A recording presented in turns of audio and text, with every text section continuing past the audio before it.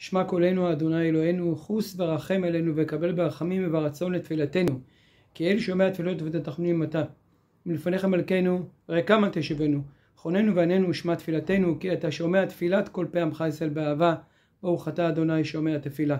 יהי רצון לפניך אדוני, שתשחרר את כל החטופים שהגיעו הביתה לביתם במהרה בריאים ושלמים.